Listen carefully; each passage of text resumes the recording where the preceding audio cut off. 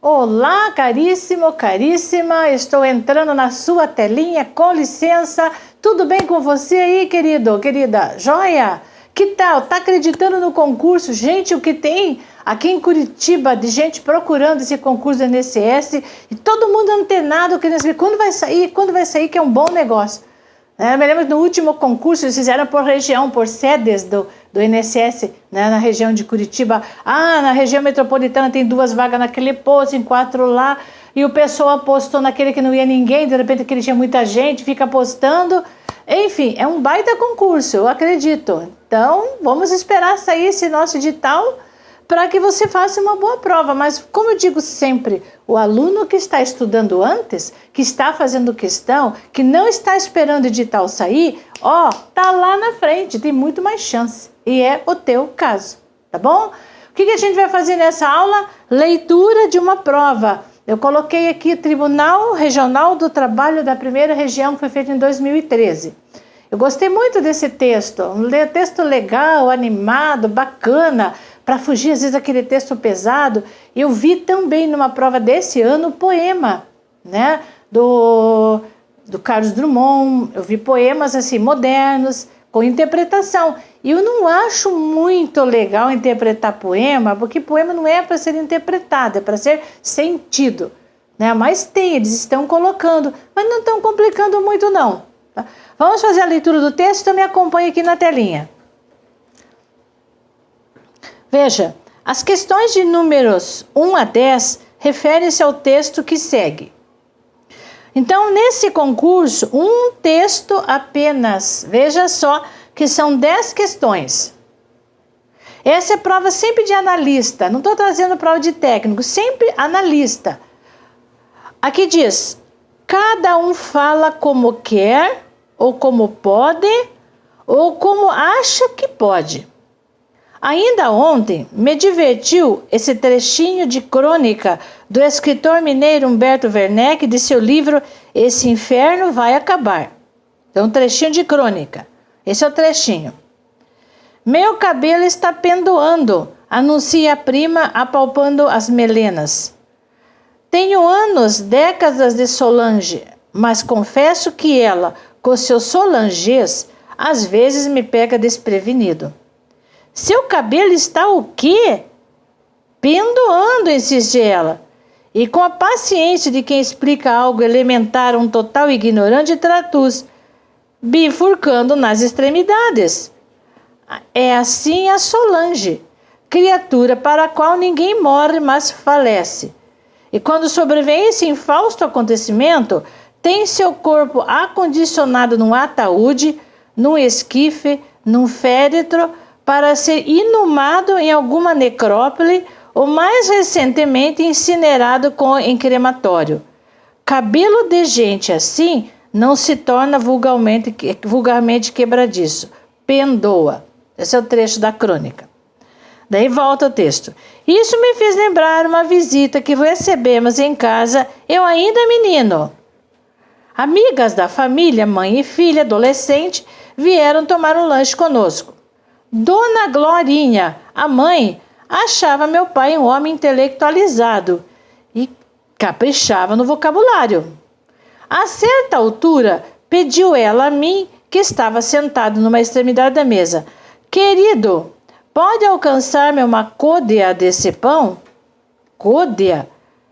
Por falta de preparo linguístico, não sabia como atender a seu pedido. Socorreu-me a filha adolescente. Ela quer uma casquinha do pão. Ela fala sempre assim na casa dos outros. A mãe ficou vermelha, isto é, ruborizou, enrubesceu, rubificou, e olhou a filha com reprovação, isto é, dardejou-a com os olhos sensórios. Veja-se, para concluir, mais um trechinho do Werneck. Você pode achar que estou sendo implicante, metido a policiar a linguagem alheia. Brasileiro é assim mesmo. Adora embonitar a conversa para impressionar os outros. Sei disso. Eu próprio já andei escrevendo sobre o que chamei de ruibarbosismo. O uso de palavreado rebarbativo. O rebarbativo é todo complicado. Como forma de, numa discussão, reduzir ao silêncio o interlocutor ignaro. Uma espécie de gás paralisante verbal. Olha, foi o Cândido Barbosa Filho que fez esse texto aí. Está comentando sobre a linguagem das pessoas, né? Agora vamos fazer a interpretação. Caríssimo, acho que você entendeu o texto. Vamos o número 1. Diz assim, no contexto tem uma frase assim, meu cabelo está pendoando. Mas no contexto diz assim, pode alcançar-me uma côdea desse pão? Então, o que significa essas duas expressões? Constituem casos de usos opostos de linguagem? Se está vendo oposição, meu cabelo está pendoando e pode alcançar uma côdea? Não estou vendo oposição. Opostos de linguagem, já que a completa informalidade da primeira contrasta com a formalidade da segunda? Não, caríssimo, você não vai acreditar nessa, por favor. A outra, usos similares de linguagem, pois em ambas o intento é valorizar o emprego do vocabulário pouco usual. Essa tô gostando. Mas antes de eu marcar aqui, eu vou dar mais uma olhadinha para frente, viu? Eu não acredito já de cara. Intenção didática. Quer dizer que o texto tem intenção de ensinar, já que ambas são utilizadas para exemplificar o que seja uma má construção gramatical. Nós não estamos falando de gramática, estamos falando de linguagem. Não. Vamos para frente. Usos similares de linguagem, tudo bem, pois predomina em ambas o interesse pela exatidão e objetividade. Gente, pendoar é exatidão e objetividade? Não. Usos opostos, a gente já disse que não tem uso oposto lá na letra A. A perfeita correção gramatical contrasta com a deslize, não tem deslize nem perfeita correção. Não se fala de gramática aqui. Por isso, caríssimo, a resposta correta é bem essa que eu enchi de risco aqui, ó. Usos similares de linguagem, pois em ambas o intento é valorizar o emprego de vocabulário pouco usual. Claro que pendoar e côdea não é nada usual. Por isso, a número 1 é letra B. Beleza, né? Tranquilo, eu digo, é mamão com açúcar, esse texto é fácil. Aqui, ó. A mãe ficou vermelha. Isto é, veja que tem o isto é. Ficar vermelha é a mesma coisa que ruborizou, enrubesceu, rubificou. Gente, tudo isso quer ficar vermelha. E olhou a filha com reprovação, isto é, mesma coisa que falar, dardejou-a com os olhos. Dardejar com os olhos é olhar com reprovação, sabia? Então, a expressão isto é nos dois empregos realçados na frase acima introduz a conclusão de que o significado das falas corriqueiras se esclarece mediante uma elaborada sinonímia? Não é uma conclusão, não, está errado. Inicia a tradução adequada de um enunciado anterior cuja significação se mostrara bastante enigmática. Não tem nada a ver com enigmática, tá fora. Funciona como 2 pontos na frase. Por exemplo, cabelo de gente assim não se torna vulgarmente quebradiço. Pendoa. Olha só, é bem danada essa questão. Esse isto é que tem lá, ele tem a mesma função dos 2 pontos aqui. Por quê? Porque os 2 pontos, a palavra que vem aqui está explicando o anterior. É o mesmo caso do isto é aqui, ó. A mãe ficou vermelha, isto é, rubificou, rerubesceu, ruborizou, rubificou, dardejou, é olhar com reprovação. Tá vendo só que danados? Então, esse isto é, a resposta correta é a letra C. Essa aqui, ó. Funciona com 2 pontos na frase. Introduz uma enumeração de palavras que seriam evitadas pela prima Solange. Não dá nem para chegar a essa conclusão. Não. Inicia uma argumentação em favor da simplificação da linguagem, mas desde quando que você está simplificando? É o contrário, não está simplificando, de modo a evitar o uso de palavreado? Também não. Tá? Por isso chegamos à conclusão que a única que dá é a letra C, por eliminação, né? 3. Diz assim, ó, há uma relação de causa e efeito. Causa é o porquê. O efeito é um resultado, vem depois da causa. Sempre leia isso. Tá? Então, causa vem antes, é o porquê, que justifica a causa. E o efeito é a consequência, é o resultado. Então, aqui fica, essa minha letra escorrega muito, fica feia. Então, efeito... Opa, só um pouquinho. Só um minuto. Eu pulei aqui, ó. Então, efeito, mas será? Só um pouquinho de novo. Efeito é consequência. Vou colocar a palavra aqui, ó. Consequência. Tá? Esse é o efeito. Então, veja onde tem causa e consequência na 3. Cada um fala como quer ou como acha que pode? Isso é causa e consequência? Não, nem pensar. Então, a próxima. Para ser inumano em alguma necrópole e incinerado em crematório, isso é causa e consequência? Também não. Visita que recebemos em casa e eu ainda menino? Consequência da visita ser menino? Não. Achava meu pai um homem intelectualizado. Caprichava no vocabulário. Ah, consequência, eu te falei, é um resultado. Então, a causa nessa é a seguinte: porque eu achava meu pai um homem intelectualizado, a consequência seria caprichava no vocabulário. Isso é um resultado, vem depois da causa. Beleza, essa aqui é a resposta. Né? Olhar a filha e dardejar não é a causa e consequência. Aí vamos à frente. 4. Atente para as seguintes afirmações. Então, na 4 tem assim. Na frase, isso me fez lembrar uma visita que recebemos em casa. Eu ainda menino. O segmento sublinhado pode ser corretamente substituído por aonde eu ainda era menino? Como que você joga um aonde à toa aqui? Aqui poderia ser quando eu ainda era menino, mas desde quando você bota um aonde? Não, isso aqui de jeito nenhum, não. Transpondo-se para a voz passiva a frase, socorreu-me a filha. Tendo-me socorrido, isso aqui não é voz passiva, gente. Aliás, na gramática diz que o verbo socorrer não tem voz passiva. É um verbo específico, não tem voz passiva. A gramática do Bechara diz que esse verbo socorrer, primeiro que para ter voz passiva tem que ser transitivo direto, ele não tem pelo sentido, ele não tem voz passiva. Então essa não é.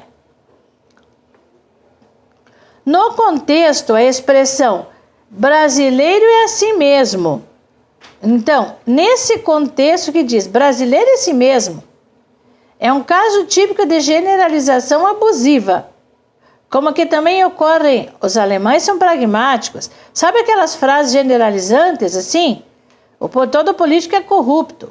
Todo mundo diz essas frases, mas isso aqui é um caso típico de generalização abusiva. Então, por isso que a 3, caríssimo, é a correta, é a 3.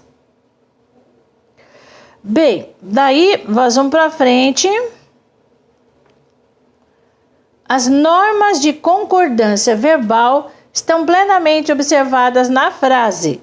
Quando se fala assim, concordância verbal, você tem que grifar o verbo. Lembre só e procure o sujeito.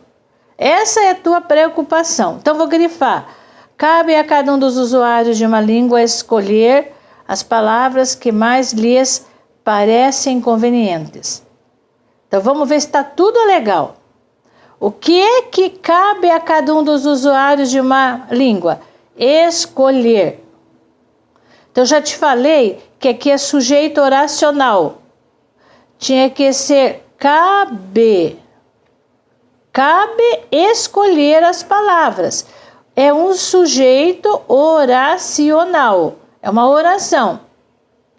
E como esse lhes se refere a cada um, eu não posso usar lhes. Que lhe parecem. Parecem são as palavras. Que lhe parecem convenientes. Então aqui já começamos com um erro na letra A. Dona Glorinha valeu-se de um palavrório, pelo qual, segundo lhe parecia certo, viessem a impressionar. Então, Dona Glória valeu-se de um palavrório, pelo qual, segundo lhe parecia certo, viesse. O palavrório viesse a impressionar os ouvidos de meu pai. Então tá errada. As palavras que usamos não valem apenas pelo que significam no dicionário, mas também segundo o contexto em que se empregam. Olha só, então eu tenho que ler assim com cuidado. Então, as palavras que usamos as palavras, valem as palavras, pelo que significam as palavras, mas também segundo o contexto que se empregam. O emprego se refere a palavras. Viu só? Então essa também não achamos ainda. Próxima. Muita gente se vale da prática de utilizar termos para intimidar o oponente numa polêmica que demandem uma consulta ao dicionário. Então, esse demandem, ele está se referindo a termos. Muita gente se vale da prática de utilizar termos para intimidar os oponentes numa polêmica que demandem, se referindo a termos, uma consulta ao dicionário. Beleza, achei a resposta. Letra D. Daí, aqui, ó. Não convém. Então, quando tiver convir, presta atenção no acento. O que é que não convém? Policiar as palavras. Aqui está ok. Estaria errado se estivesse escrito assim, ó. Não convém, porque convém é a forma de plural. Quando o sujeito é oracional, então sujeito oracional, o verbo da oração principal não pode ficar no plural. Então, por isso que essa forma estaria errada. Isso aqui, por isso que o convém está ok aqui. Não convém policiar as palavras que se pronuncia. Oh, achei o erro aqui, ó. As palavras que se pronunciam. Tá aqui o erro. Numa conversa informal, quando impera a espontaneidade da fala. Por isso que nós marcamos aqui, caríssimo, como, né? Só deixa eu marcar aqui, ó. Eu acho que eu já falei com você sobre o sujeito oracional, né? Verbo no singular. Mas o problema está no pronuncia, por isso que não é essa letra. Mais um pouquinho, estamos agora na questão 6. É exemplo de construção na voz passiva o segmento sublinhado na seguinte frase. Então, eu só queria explicar para você, só uma coisinha aqui de voz passiva, que tem aluno que ainda não está conseguindo entender bem a história da voz do verbo. Então, analise assim. A voz é ativa quando a ação parte do sujeito. A voz é passiva quando o sujeito sofre essa ação. Então, se eu disser assim, ó, tem gente que conta a voz passiva pelo número de verbos. Não. Então, se eu escrever uma frase assim, ó. Thomas Edison. Thomas Edison inventou a lâmpada elétrica.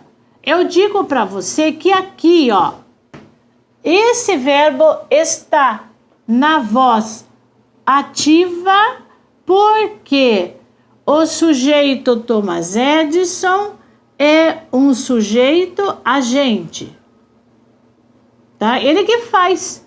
E a lâmpada é o complemento chamado objeto direto. Mas se eu escrevesse assim, ó,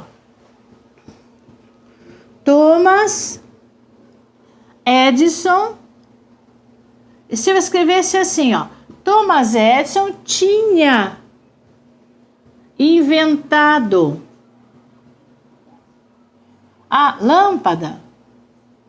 Tem muita gente que está dizendo aqui, não, professora, eu aprendi com outro professor de outro cursinho que quando tem dois tempos verbais, tem o verbo no particípio, é sempre passiva. Cuidado, não analise pelo número de verbos. Então, quem é o sujeito de novo? Thomas Edison. Então, ele é sujeito agente. De novo, esse verbo está na voz ativa. Só que aqui é um tempo composto, tinha inventado. Inventou é tempo simples, tinha inventado é tempo composto.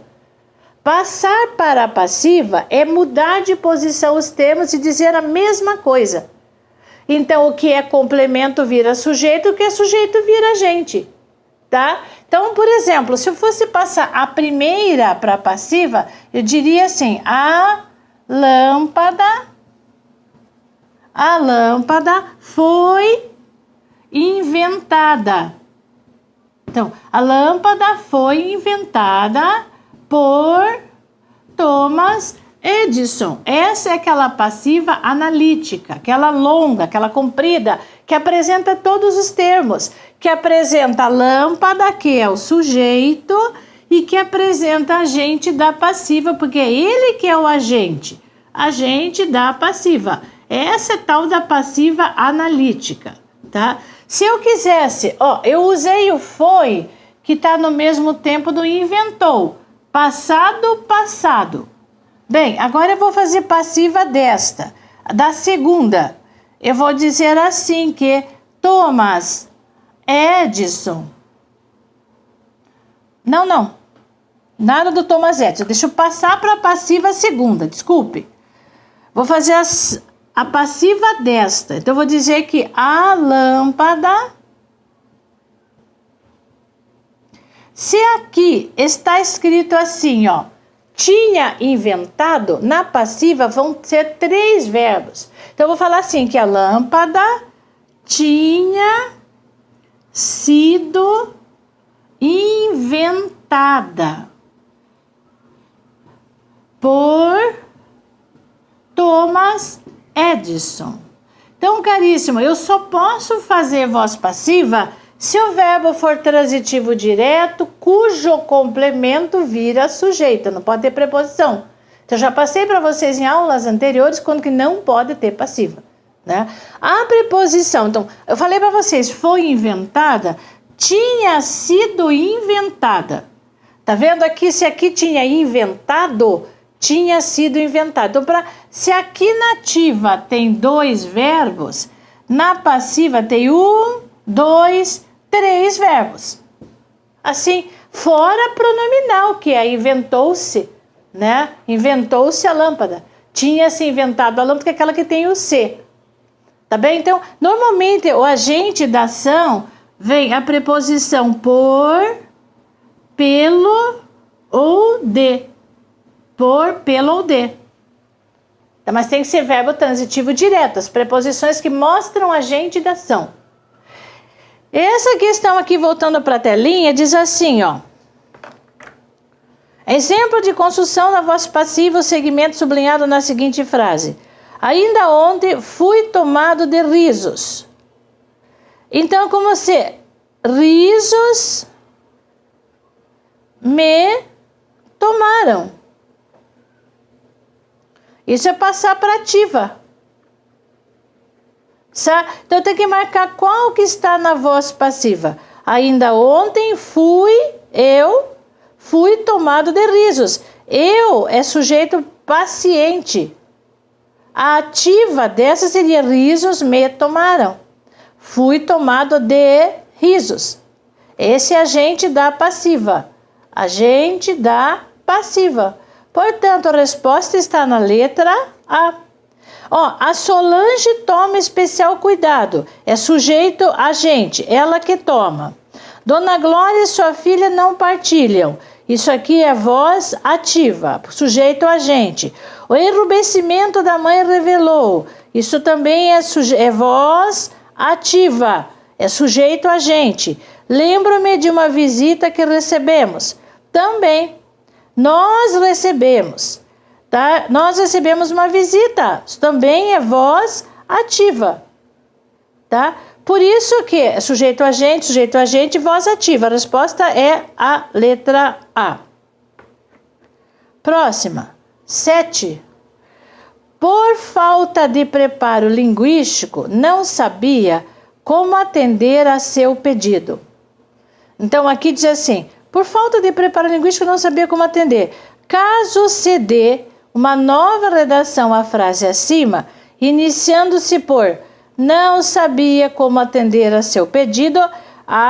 Então isso é outra questão bem batida nas provas. Está começando por aqui e você tem que colocar um sinônimo disso. Só que isso aqui, por falta, é a mesma coisa que falar porque, certo? Então dá uma ideia de causa. Qual seria porque, visto que, já que? Qual seria aquela que dá a ideia de causa? Tá? Aqui, quando você lê na letra A, mesmo porque não teria preparo, mesmo porque não teria, eu não posso construir assim, gente. Tá errada essa. Haja visto, começa por aqui, queridos, não existe haja visto. Eu vou até escrever aqui, é sempre haja vista. Haja vista, nunca haja visto. Não existe visto, tá errado isto. Haja vista minha despreparação linguística, não sabia como atender a seu pedido, tá errado. Tendo em mira, como que eu vou colocar tendo em mira minha despreparação? Não, mas o correto é em razão de meu despreparo linguístico. Em razão de é mesmo que dizer por causa, porque, não obstante, gente, é a ideia de oposição. Então aqui, o não obstante, jamais eu marcaria, porque não obstante é a mesma coisa que embora. Eu não poderia marcar esta aqui nunca, tá? Resposta correta da número 7 é a letra D, tá? Bem, caríssimo, eu acho que já caminhamos mais um pouquinho, revisamos algum conteúdo que ficou passado aí para trás e continue estudando, fazendo os exercícios, que na próxima aula, que será a última, tem mais. Tchau, bons estudos!